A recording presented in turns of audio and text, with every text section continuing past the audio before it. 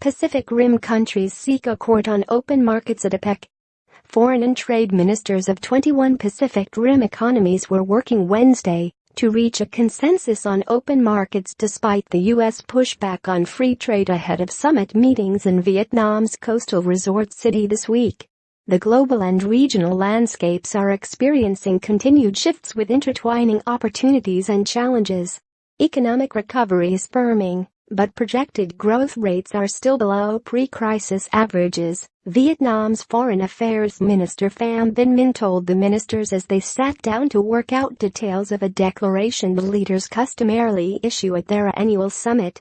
Many in the region worry over how efforts to boost productivity through automation might affect their own lives. But the host for this summit, Vietnam, is using the occasion to showcase the progress its economy has made thanks largely to opening to foreign investment and trade. Da Nang, Vietnam's third-largest city and the summit venue, is in the midst of a construction boom as dozens of resorts and smaller hotels pop up along its scenic coastline.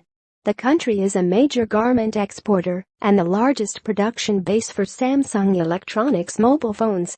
Just a year after Donald Trump was elected U.S. president on a platform that rejected a Pacific Rim trade pact in favor of country-to-country deals and what he calls fair, rather than free trade, other members of the Asia-Pacific Economic Cooperation, or APEC, seem united in their support for the multilateral efforts to set rules on trade and investment. After the U.S. withdrawal from the pact, the 11 remaining members of the Trans-Pacific Partnership are trying to reach agreement on a new deal that would enable them to move forward without U.S. participation.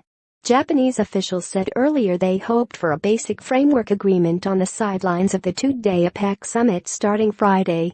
Vietnam, a TPP member, is considered one of the developing economies most likely to benefit from a deal that the administration of President Barack Obama had said would set a gold standard for trade rules in the 21st century.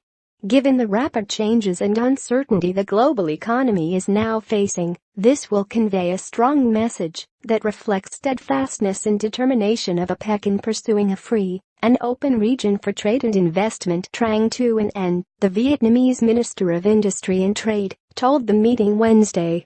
It's unclear whether APEC, whose decisions require a consensus but are not legally binding, will succeed in reaching agreement on a declaration condemning protectionism.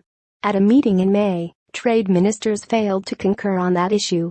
Instead, Vietnam issued a chairman's statement that cited the ununified but prevailing views of APEC economies